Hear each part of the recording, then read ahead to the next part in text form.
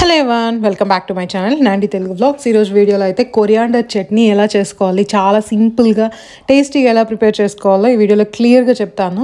మా పిల్లలకి అయితే ఇది చాలా ఇష్టం. వీక్లీ వన్స్ అయితే కంపల్సరీ, ఇంకా ఫ్రెష్గా దొరికిందంటే వీక్లీ 2 times అయినా చేస్తాను. ఎప్పుడు చేసినా ఈ చట్నీ మాకు సరిపోదు ఫుల్. ఒకవేళ మిగిలింది అనుకోండి నేనే రైస్లోకి తినేస్తాను బాగా, అంత టేస్టీగా ఉంటుంది.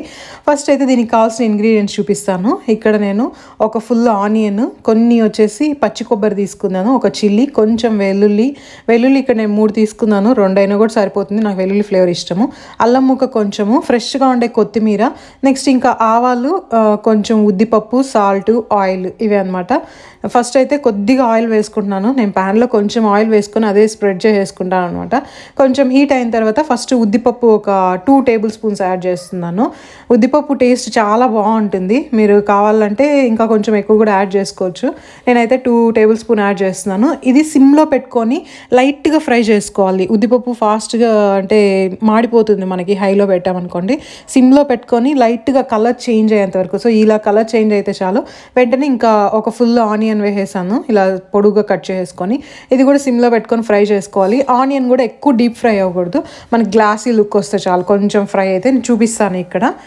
ఇంతవరకు ఫ్రై అయితే సరిపోతుంది అనమాట. ఇలా ఫ్రై అయినప్పుడు ఇప్పుడు పచ్చిమిర్చి, అల్లము, వెల్లుల్లి ఇవి యాడ్ చేసేస్తున్నాను. పచ్చిమిర్చి ఒకటి సరిపోతుంది, ఎందుకంటే ఆల్రెడీ అల్లము వెల్లుల్లి వేస్తున్నాం కదా, ఘాట్ సరిపోతుంది. మీరు ఎక్కువ స్పైసీగా తినాలి అనుకున్న వాళ్ళు ఇంకా ఒక 2-3 పచ్చిమిర్చి యాడ్ చేసుకోవచ్చు అనమాట. ఇవి కూడా ఒక 1 minute అలా ఫ్రై అయితే సరిపోతుంది. తర్వాత పచ్చి కొబ్బరి యాడ్ చేస్తున్నాను. మీకు ఒకవేళ కొబ్బరి వెనకాల వచ్చి కొంచెం ఆ పొట్టు ఇంకా గట్టిగా ఉందంటే అది తీసేయండి, లేకపోతే చెక్కగా ఉంటుంది అనమాట.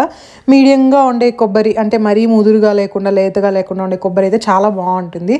కొబ్బరి కూడా ఫ్రెష్గా యాడ్ చేసుకోండి, ఎప్పుడూ కొట్టి పెట్టింది అయితే అంత టేస్ట్ ఉండదు. ముందు రోజు అలా కొట్టి పెట్టుకొని తీసేసుకోండి అనమాట. నెక్స్ట్ కొంచెం ఫ్రై అయిన కొబ్బరి కూడా ఎక్కువ డీప్ ఫ్రై అవ్వాల్సిన అవసరం లేదు, ఆ ఫ్లేవర్ తగ్గిపోతుంది మనకి.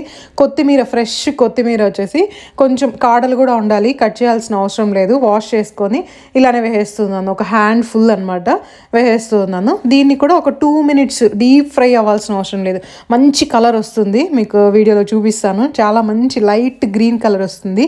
టేస్ట్ కూడా చాలా బాగుంటుంది. ఎవరైనా ఫస్ట్ టైం ట్రై చేశారనుకోండి టేస్ట్ని అస్సలు వదలరు, అంత బాగుంటుంది. సిమ్లో పెట్టుకొని ఇంతవరకు ఇలా ఆకు కొంచెం వేడయ్యి కొంచెం ఆకు తగ్గుతుంది కదా సైజు, అంతవరకు ఫ్రై చేసుకుంటే సరిపోతుంది అనమాట. నేను ఇక్కడ ప్యాన్ చిన్నది తీసుకున్నాను, అందుకే కొంచెం సరిపోలేదు. అంతే, స్టవ్ ఆఫ్ చేసేస్తాను, ఆల్రెడీ ఉండే హీటే సరిపోతుంది అనమాట. ఇంకా చల్లారిన తర్వాత మిక్సీ జార్లోకి ట్రాన్స్ఫర్ చేసుకొని కొంచెం సాల్ట్ యాడ్ చేసుకోండి. ఇక్కడైతే నేను యూజ్ చేస్తున్నాను మిక్సీ వచ్చేసి హావెల్స్ది చాలా బాగుంది. నేను కావాలంటే ప్రోడక్ట్ యాడ్ చేస్తాను, ఇన్ కేస్ ఇంట్రెస్టింగ్గా ఉంటే చూడండి. నేనైతే ఆల్మోస్ట్ 1 month నుంచి యూజ్ చేస్తున్నాను, నాకైతే కంప్లైంట్స్ ఏం లేదు. చాలా ఫాస్ట్గా స్మూత్గా అయిపోతుంది, చాలా స్పీడ్గా తిరుగుతుంది అనమాట. అన్నీ స్మూత్గా గ్రైండ్ చేసేస్తుంది. నెక్స్ట్ ఏంటంటే అన్నీ దీంట్లోకి షిఫ్ట్ చేసుకున్న తర్వాత జార్లో కొంచెం సాల్ట్ యాడ్ చేసుకోండి. వాటర్ కొద్దిగా యాడ్ చేసుకోండి, ఫస్ట్ యాడ్ చేయొద్దు. ఒక 2 rounds తిప్పిన తర్వాత వాటర్ యాడ్ చేసుకోండి. ఎక్కువ వాటరీగా చేసుకుంటే టేస్ట్ ఉండదు, కొంచెం గట్టిగానే ఉండాలన్నమాట. మీకు అది మెదిగేంత వరకు వాటర్ యాడ్ చేసుకుంటే సరిపోతుంది. ఈ కన్సిస్టెన్సీ అయితే సరిపోతుంది. చూసారు కదా ఎంత లైట్ గ్రీన్ కలర్, చాలా బాగుంది చూడడానికి. నాకైతే ఈ చట్నీ చాలా ఇష్టం, మా పిల్లలు కూడా మంచిగా తింటారు. మనం మామూలుగా రసంలో కొంచెం కొత్తిమీర అలా వేసామనుకోండి తీసి పక్కన పెట్టేస్తారు.